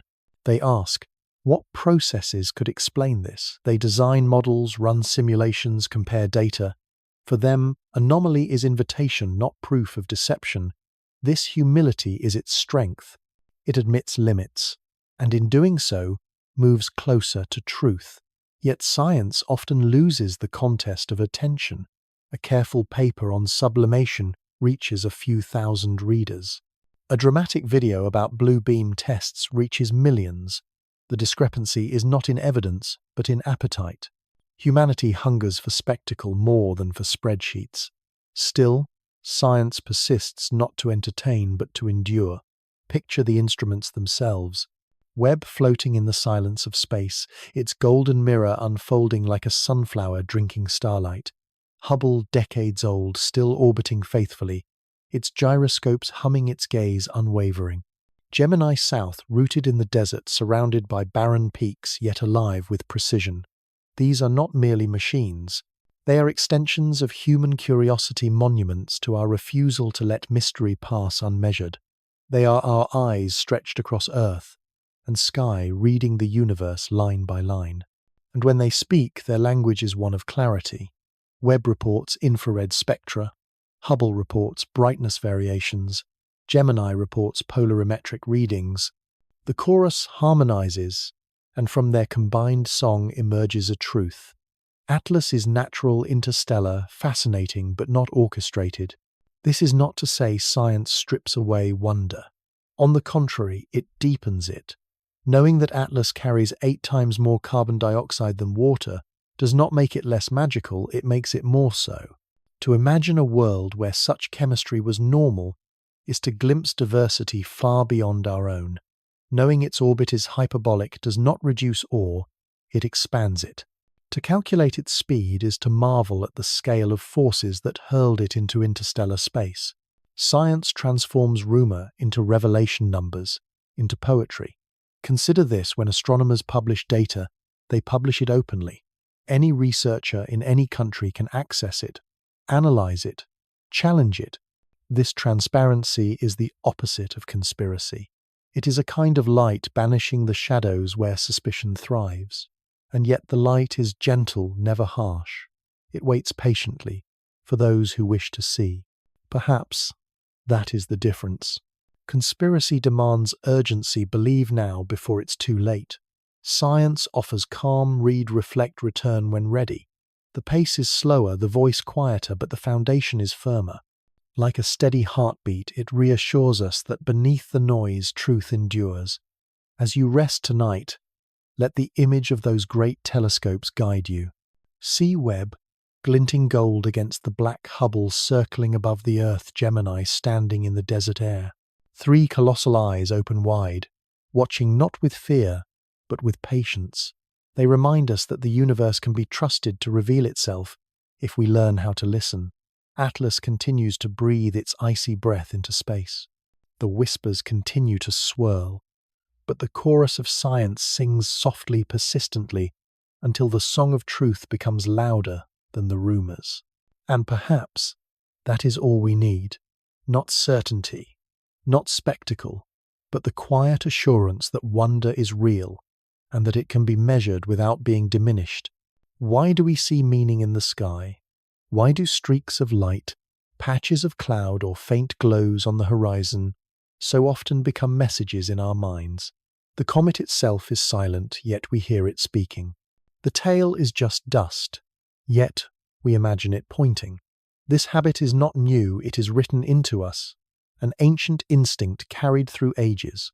Psychologists call it pareidolia, the tendency to find familiar shapes in randomness. A face in the bark of a tree, an animal in the folds of a cloud, a melody in the hum of machinery. It is not a flaw, but a survival tool. Our ancestors survived because they saw patterns quickly. A rustling in tall grass, perhaps just the wind, but if it was a predator, early detection meant life. Better to mistake shadows for meaning than to miss real danger. And so this pattern seeking lives in us still. The night sky is vast, chaotic, scattered with dots of light. To gaze at it without meaning would be overwhelming. So we draw lines. We invent constellations. Orion the hunter, Ursa the bear, dragons, heroes, lovers. The stars themselves are indifferent, but our minds knit them together, making stories that anchor us. Comets, being rare, invite even deeper meaning. Imagine a farmer centuries ago standing in his field at dusk. A bright comet blazes across the heavens. To him it cannot be just an icy body. It must be a dragon, a flaming torch, a warning from the gods. His village gathers frightened. Some say it foretells famine. Others say it announces a new king. In reality, the comet is simply following physics, sublimating as it nears the Sunday. But for the farmer, the physics is invisible. The sign is everything. We are not so different today. When Atlas flares brighter, we scan it for patterns. A curve in its tail becomes a symbol. A flare in brightness becomes a signal. To some, it is a test of holograms. To others, a secret message from beyond. The same instinct that once saw dragons now sees projections. The pattern seeking persists. Only the vocabulary has changed. Consider the aurora borealis, the northern lights. Curtains of green and violet ripple across polar skies, caused by charged particles colliding with Earth's atmosphere. But to the Sami people, they were the souls of the departed dancing. To the Inuit, they were spirits playing with the skulls of animals. To medieval Europeans, they were omens of war. In each story, light became language. What was random became intentional. The aurora did not change. Human perception did. So too with comets. Their light curves fluctuate as jets erupt.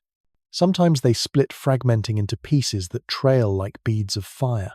Each change tempts us to translate. We are uncomfortable with silence.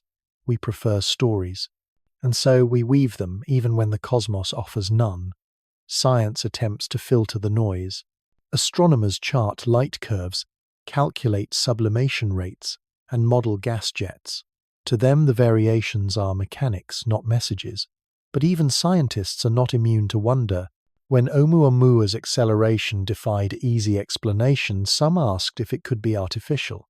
Even in the halls of evidence, the instinct to see pattern remains. It is not weakness, it is humanity. This explains why Project Bluebeam found fertile ground. It provides a framework, a grand narrative that makes every anomaly part of a pattern. A comet brightens. Step 2 of the plan. An aurora dazzles, unusually test run of projections. Satellites flicker in the night. Artificial stars in disguise. It is not evidence that fuels belief. It is the relief of having a story. The world feels less chaotic when every strange light has meaning. And yet there is another way to rest with mystery. Instead of forcing every comet into prophecy, we can allow it to be itself, beautiful, fleeting, without hidden message. Imagine lying on your back in a meadow watching clouds drift. You see shapes, yes, but you also let them pass, dissolving without consequence. The same can be true of comets. We can marvel without demanding significance. We can see light without insisting it speaks. This shift requires gentleness, to accept that not everything is about us, that some wonders exist simply because physics allows them, not because fate designs them. In that acceptance, peace grows. We do not need every flare of dust to be a signal. We can let it be dust shimmering in sunlight, nothing more and nothing less. Imagine now Atlas drifting silently. Its coma glows, its tail streams. Millions of kilometers away, it knows nothing of human eyes. And yet from Earth we see signs. Some call them warnings, others illusions, others miracles. The comet does not argue. It does not care. But in our searching we reveal ourselves. Perhaps that is the real message, not in the comet but in us. Our hunger for patterns tells us how deeply we long for connection, how fiercely we resist randomness. Atlas is a mirror reflecting our need to find story in silence. As you breathe slowly, let that truth calm you. It is not wrong to see patterns. It is human. But we can also let go, allowing some mysteries to remain untouched. The comet will fade, but the stars will remain. Their light is steady, their silence profound. And in that silence you may find rest. Every comet awakens memory. When a luminous visitor crosses the heavens, it does more than scatter dust and gas. It stirs centuries of stories, echoes of voices that once stood beneath the same sky and asked the same questions. To look at 3I Atlas today is to see not only science, but also a library of human imagination rising once more alive in the present. In the Book of Revelation, stars fall from heaven as signs of judgment. The ancients who wrote those words knew of comets, though they may not have named them as such. To them, a streak of fire cutting across the firmament was no mere accident. It was divine punctuation. The heavens were a scroll, and every comet a stroke of prophecy. Even now, some still read the sky through that lens, convinced that each wandering light is a harbinger of the end or the beginning. Move east to China's imperial courts. For millennia, court astronomers observed the sky with devotion, recording every anomaly with meticulous care. Comets were described as broom stars, sweeping across the heavens, clearing away dynasties. When a comet appeared, emperors trembled, fearing it foretold rebellion or collapse. Political power was fragile when tethered to the stars. The sky became not only a mirror of the cosmos, but also of the throne. A single streak of light could shift the course of history. In Japan, too, chronicles speak of comets as guest stars, mysterious visitors that brought both awe and dread. When Halley's comet blazed in 837, it was said to stretch half the sky, a sword of fire cutting through the night. Monks recorded it as a warning. Poets described it as a fleeting brushstroke of beauty. Both readings lived side by side, just as they do today. Farther south, in India, comets were woven into cosmology and philosophy. Ancient Sanskrit texts called them Dhumaketu smoke banners unfurled by the gods. They were seen as dissolving forces, signs of impermanence. In Hindu thought, creation and destruction are not opposites but cycles woven into the dance of Shiva. A comet blazing brightly only to vanish became a symbol of this eternal rhythm. To the Buddhist mind, too, it resonated: all things arise, shine, and fade. What is a comet if not a meditation in the sky? The Mayans and Aztecs of Mesoamerica recorded comets as omens of disaster tied to famine or war. Yet their astronomer priests also measured their appearances with care, noting cycles and attempting prediction. Even in fear there was study. Even in dread there was wonder. These cultural echoes show us that we have always sought meaning above. The comet does not change, but our interpretations do. For one people it is judgment, for another rebellion, for another still a lesson in impermanence. Atlas now carries all those voices in its wake, as if the dust trailing behind it is made of stories as much as ice. When modern astronomers detect carbon dioxide in its coma, they see chemistry. When mythmakers gaze up, they hear the old names: broom, star, smoke, banner, sword of flame. The scientific and the poetic overlap, each illuminating the other. Neither cancels the other. Both remind us that human beings cannot look at the sky without seeing themselves reflected there. There is a pattern here. Comets arrive, stir memory, and then fade. But the memories remain accumulating like layers of sediment. Each new comet awakens the old ones. Halley in 1910 reminded people of Halley in 1835, which in turn reminded them of Halley in 1759. Each generation inherits the anxieties of the last. And so, when 3I Atlas appeared, it did not arrive into silence. It entered a chorus of recollections, each culture contributing its own verse. In this way, comets are not only astronomical events, they are cultural resurrections. They summon myths from dormancy, reanimate fears long buried, and remind us of the continuity of human imagination. Perhaps this is why conspiracy finds fertile ground. Bluebeam feels familiar because it echoes the oldest reflex to see manipulation in the sky. It is not new. It is ancient instinct clothed in satellites and lasers instead of gods and omens. The names have changed, but the impulse has not. We want the heavens to speak directly to us, and when they do not, we invent their voice. Yet there is another possibility: to see the comet not as warning, but as invitation. To remember that every culture, every people, has looked upward and felt both fear and wonder. In Atlas we inherit all of those gazes. It is not only an interstellar messenger, it is a bridge connecting us to ancestors who once stood beneath their own flaming trails.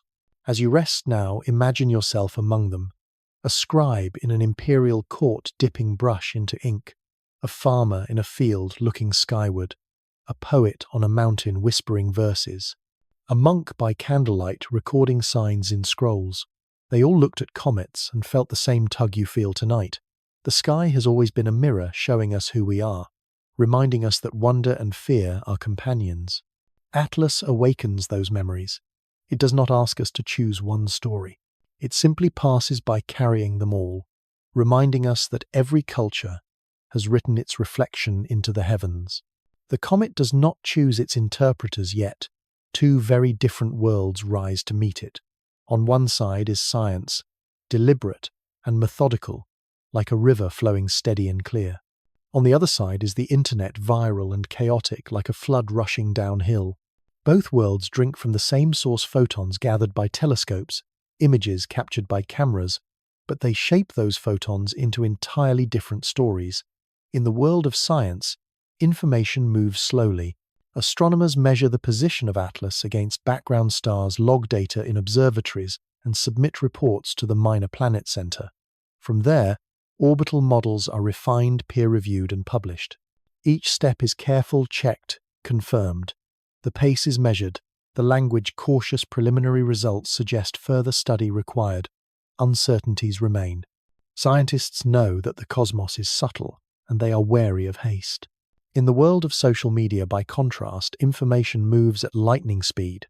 A single blurry photograph of the comet can ricochet across the globe in minutes. A caption turns uncertainty into certainty, proof of deception. A video exaggerates brightness into apocalypse. Algorithms tuned to maximize engagement push the most dramatic voices to the top. The careful becomes invisible. The sensational dominates. Picture it this way. On one bank, a river flows slow and steady, nourishing the land, carving valleys over centuries. On the other bank, a torrent crashes down, sweeping branches and stones, carrying everything in its path. Both are water, both shape the landscape, but one is gentle and enduring, the other swift and unstable. The scientific river tells us Atlas is an interstellar comet, rich in carbon dioxide, harmless in its trajectory, fleeting in its visit. The torrent of rumor insists it is a projection, a weapon, a sign of control. Neither river touches the comet itself. Both exist in us. What makes this contrast sharper is that both worlds now overlap. A peer-reviewed paper may be shared online, stripped of context, twisted into proof of the very opposite of its conclusion. A viral post may cite scientific language misapplied to lend weight to speculation. The boundaries blur. Rivers merge into whirlpools where truth and rumor swirl together. In the 19th century, news traveled by ship and horse. A comet's discovery might take weeks to reach another continent. Today, it takes seconds. A discovery in Chile is translated into dozens of languages, by dawn debated in forums by noon, reinterpreted in videos by evening. The speed is breathtaking, the comprehension not always. And yet there is tenderness in this too. The torrent shows how hungry we are for story, how eager to feel that the sky still speaks to us. The river shows how determined we are to understand how patient we can be in seeking truth. Together, they reveal our dual nature, creatures of wonder and creatures of reason, always torn between awe and accuracy. Think of Atlas itself.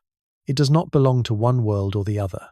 Its light travels the same whether captured by a $10 billion space telescope or a smartphone camera. It offers no bias, no preference. It shines indifferent to the narratives spun beneath. The comet travels swiftly, but the stories about it move faster. Atlas drifts through space at 40 kilometers per second, yet online interpretations of its glow spread at the speed of thought. In hours, a rumor can reach more eyes than centuries of astronomers once could. This is the paradox of our age light. From the comet takes millions of years to reach us, but a false caption can circle the globe before sunrise. Science, by nature, is slow. A telescope captures photons. Data is processed, calibrated, compared. Weeks pass as teams confirm results, submit them to journals, wait for peer review.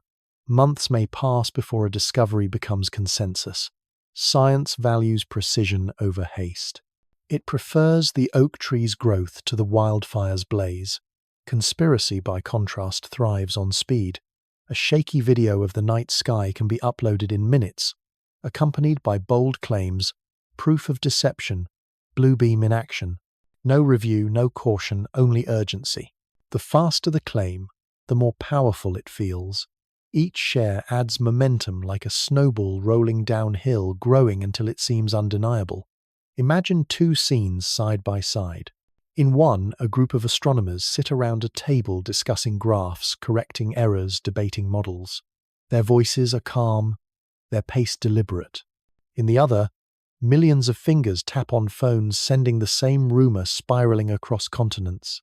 The astronomers are careful gardeners planting seeds. The rumor spreaders are storm winds scattering sparks. Both shape the forest, but in very different ways.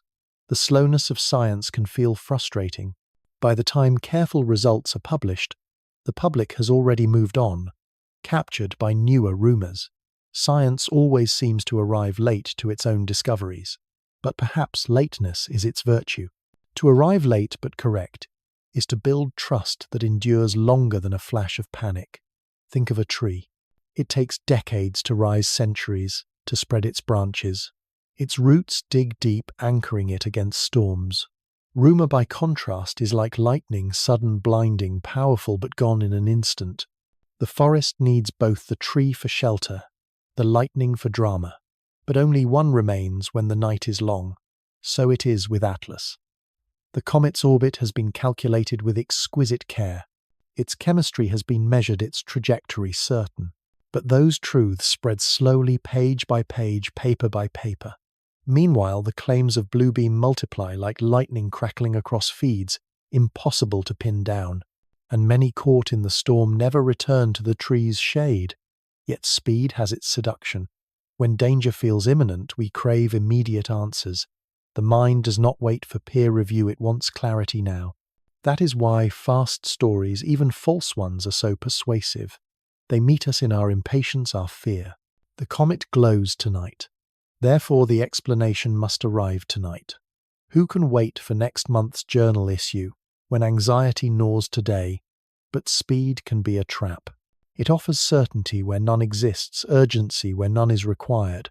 It pulls us into cycles of alarm, each fading as quickly as it rose, leaving us restless. The comet does not move that way. Its hyperbolic path is graceful, measured, calculable centuries into the future. The comet is not hurried. Only we are. Imagine Atlas itself watching if such a thing were possible. It drifts for millions of years through interstellar space, patient beyond measure. It enters our system, without fanfare, begins to sublimate, slowly breathes out a halo of dust. And below, on one small planet, humans rush to interpret it before breakfast. To the comet, our speed must seem absurd. But to us, its patience feels unbearable. There is wisdom in slowing down, to match the comet's rhythm rather than the internet's, to accept that understanding takes time, that not all answers can be instant. Like breathing deeply, science asks us to pause, inhale, exhale, and let the process unfold. In that pause lies clarity. In that stillness lies truth. Perhaps this is the deeper gift of Atlas. Not only its chemistry or orbit, but its reminder that not everything must move at viral speed. That some stories are worth telling slowly. Some mysteries worth unfolding over months, even years. The comet does not care for our urgency. It will brighten and fade according to physics, not hashtags. Its pace is not ours, and in respecting that we may find peace. As you drift towards sleep, picture two forces in the night. One is a storm of rumors, flashes of lightning across the sky, dazzling but brief. The other is a great oak growing silently, patiently, its roots deep in the earth. Both exist, both shape us, but only one endures. Choose in your dreams to rest in the shade of the oak. Let the storm pass. The comet will still be there in the morning, silent, steady, reminding you that not all truths can be rushed. The comet does not speak yet, astronomy gives it a voice. Against rumor, against haste, science answers not with denial but with evidence. And though its words are quieter than headlines, they are steady, transparent, and available to anyone who cares to listen. Every measurement of 3I Atlas is made public. The Minor Planet Center posts orbital elements online, updated daily as new observations arrive. NASA's Jet Propulsion Laboratory hosts trajectory models accessible to anyone with an internet connection. Spectroscopic data from Hubble and Webb, once processed, are published in peer-reviewed journals where any researcher may challenge, refine, or reinterpret them. The evidence is not hidden. It is laid bare like a star chart, open on the table for all to read. This openness is the antidote to suspicion. Bluebeam thrives on secrecy, the belief that hidden powers conceal truth. Astronomy thrives on transparency, the belief that truth grows stronger when shared. Each comet, each asteroid, each faint speck in the sky is catalogued with care, not behind locked doors but in public archives. The sky belongs to everyone, and astronomy acts accordingly. But the voice of astronomy is not only institutional, it is also personal. Imagine an elderly man in his backyard, adjusting a small telescope beneath suburban skies. He reads of Atlas, online prints its coordinates, and waits for a clear night. Through his eyepiece he sees a faint blur, a ghost among stars.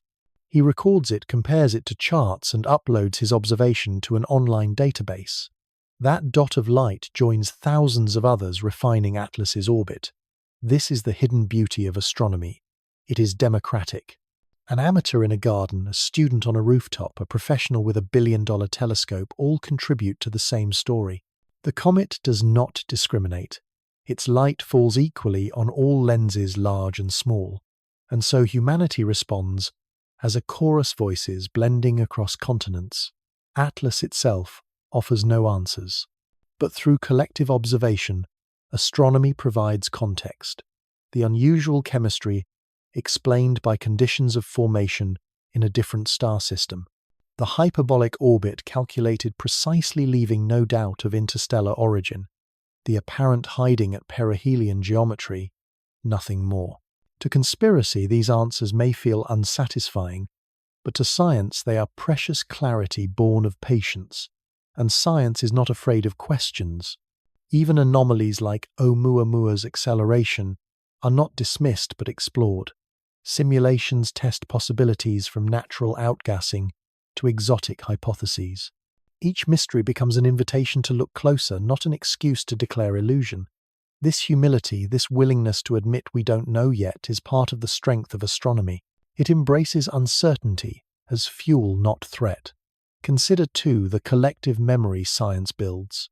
When Halley returns every 76 years, records stretching back millennia allow us to compare, refine, predict. When Borisov fragmented, we could trace its chemistry thanks to archived spectra. When Atlas fades, it will not vanish into rumor but into data. Its orbit preserved, its composition logged, its story accessible to future generations. Even when the comet is gone, the evidence remains whispering across time. There is poetry in this transparency. Imagine the comet's light as seeds scattered across the world. Some fall on giant observatories, sprouting into detailed reports. Others land in small backyards, sprouting into amateur logs. Together, they form a garden of knowledge tended by many hands. And anyone, anywhere can walk through that garden, breathe its fragrance, and find reassurance. This is astronomy's true gift. It does not demand belief. It invites participation. If you doubt, you can look. If you wonder, you can measure. The sky is open, and so is the science. And yet, even with this openness, not all will be persuaded. For some, transparency itself is suspicious. If the data is public, they say it must be manipulated. In this way, distrust consumes its own cure. But for many, the openness is enough. To know that one's own small telescope can confirm what NASA declares is to restore trust. To see the same blur of light that Hubble sees is to feel included in the cosmic conversation. Perhaps this is why astronomy has endured. Empires rise and fall, technologies change, but the practice of watching the sky remains. It is a dialogue not of power, but of patience. The comet passes, we record. The comet fades, we remember. In this rhythm lies a quiet defiance against fear. As you rest tonight, think of that old man with his telescope leaning against the cool night air. Think of students logging observations from school rooftops. Think of observatories scanning deserts and mountains. All eyes, all lenses turn toward the same traveler. Their reports merge into one answer, clear and calm. Atlas is real, natural, and wondrous. The comet continues silent. Science continues transparent. And between them lies a bridge. You can trust a bridge made of light, patience, and shared curiosity. When you gaze at the sky, you are also gazing at yourself. The stars above may be distant, the comets fleeting, yet the meanings we give them come from within. 3. I, Atlas, drifting across our solar system, is not only a body of ice and dust, it is also a mirror. In its glow, some see wonder. In the same glow, others see deception. The comet itself is unchanged. What shifts is the reflection. Think of Project Bluebeam not as a secret project, but as a mirror of fear. It reflects the worry that our senses can no longer be trusted, that technology might one day turn even the sky into theatre. It reflects the suspicion that power is hidden, that control is exerted not by armies but by illusions. Those who look at Atlas through this mirror see not a comet but a hologram rehearsing for domination. The reflection reveals their unease that reality is fragile, that trust can be stolen. Now think of Atlas itself brightening as it nears the Sunday through the mirror of science. It reflects another truth: the universe is generous. It sends us fragments of other stars, gifts of chemistry preserved for billions of years. It reminds us that we are not isolated but connected, part of a galaxy alive with wanderers. Those who look through this mirror see not threat but miracle. They see possibility, diversity, and the quiet elegance of physics unfolding. A mirror does not create, it only reveals. When we argue about Atlas, whether it is natural or fake, we are arguing less about the comet and more about ourselves. One reflection shows our fear of manipulation. The other shows our capacity for wonder. Both exist side by side in the same glow. Imagine standing before a still lake at night. The moon reflects upon the water, but so too do your own features. If you frown, the reflection frowns. If you smile, the reflection smiles. The lake has not changed. Only you have. The comet is such a lake, suspended in the sky. Bluebeam frowns in it. Science smiles in it. Atlas remains silent, holding both images without judgment. This duality is not weakness, it is humanity. We are creatures of suspicion and of awe. We build conspiracy theories because we cannot stand chaos. We build telescopes because we cannot resist truth. Each comet that passes becomes a test of balance. Which mirror will we trust? Which reflection will we embrace? Atlas arrives in an age where trust is fragile. Screens bombard us with fabricated images, deepfakes, and manipulated news. It is no wonder some look at the sky and ask if even that can be false. Yet the same age also gives us James Webb Hubble and global networks of amateurs contributing to shared knowledge. Both mirrors shine more brightly than ever before. Both are accessible, both tempting. Perhaps the deeper wisdom is this: we do not need to choose one reflection forever. We can acknowledge the fear while still holding wonder. To suspect is natural, but so too is to marvel. The sky allows both. The comet carries both. In its icy body lies chemistry strange enough to puzzle scientists and timing uncanny enough to fuel conspiracy. Atlas is both mystery and measurement, fear and beauty, mirror and light. Imagine, if you will, walking through a quiet forest at night. You carry a lantern. In its glow you see shadows. Some shapes look like threats. Others look like paths. The lantern does not decide which is real, you do. The comet is such a lantern. It shines, and in that shine we see ourselves. Some shadows frighten us. Some paths inspire us. The light itself is neutral. So let Atlas be a mirror. Let Bluebeam remind us of our vulnerability. Let science remind us of our strength. Together they teach balance, to question without surrendering, to wonder without naivety. As you lie here slowing your breath, let the comet's glow become your mirror. Ask what it reflects back to you tonight. Do you see fear? Do you see awe? Perhaps you see both layered like clouds and stars. That is the truth of being human. We are never only one thing. Atlas will fade as all comets do.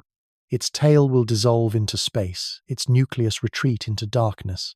But the mirror it held up remains. We will remember how we saw ourselves in it, whether with suspicion or with wonder. And that reflection may linger long after the comet is gone. Every comet carries two stories: what it truly is, and what we decide it means. With 3i Atlas, the gap between those two stories is wide, filled with suspicion and wonder. But beyond fascination lies a question that matters deeply for our future: what happens when we mistake illusion for truth or rumor for science? History shows that when fear governs interpretation, wisdom suffers. In 1910, people panicked at Halley's Comet, convinced its tail contained poison gas. They sealed their homes, bought anti-comet pills, and some even lost their lives in despair. The science was clear, but the fear was louder. Decades later, in 1938, a radio broadcast of War of the Worlds sparked widespread anxiety. Again, imagination triumphed over evidence. And today with Atlas we see the same pattern forming. Data says comet, but rumor says deception. The risk is not only misunderstanding the sky, it is misunderstanding ourselves. When we allow conspiracy to replace science, We train our minds to doubt the very tools that protect us. If we dismiss astronomy's careful work, how easily might we dismiss climate science even as storms grow fiercer? If we mistrust telescopes, how easily might we mistrust medicine even as pandemics spread? The danger is not that we mislabel a comet.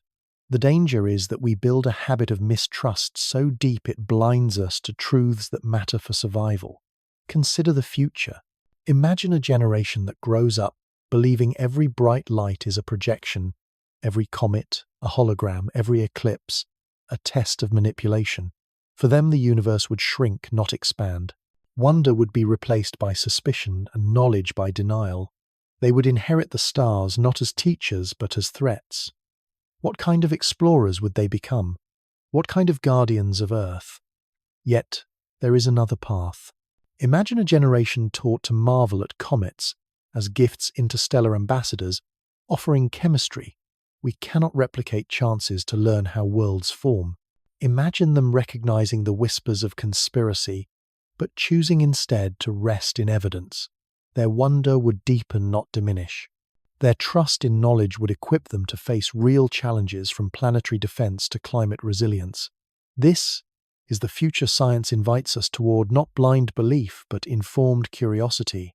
Atlas, in this sense, is more than a visitor. It is a teacher. It reminds us that the way we interpret the sky reflects the way we interpret life itself. Do we see deception in every anomaly? Or do we see opportunity? Do we feed suspicion? Or do we nurture understanding? These questions matter far beyond astronomy. They shape how we respond to crises, how we build trust, how we navigate uncertainty. Science does not demand perfect faith. It invites humility to say, I don't know yet, but I can learn. That humility is a shield against both arrogance and paranoia. It allows us to wonder without surrendering to illusion, to question without collapsing into denial.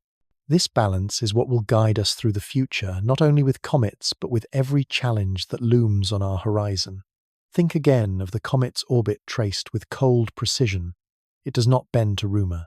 It does not respond to belief. It follows gravity, silent and steady. Perhaps this is the lesson. The truth is steady, even when stories swirl. We can align ourselves with that steadiness, or we can chase the swirl until we are lost. The choice is ours.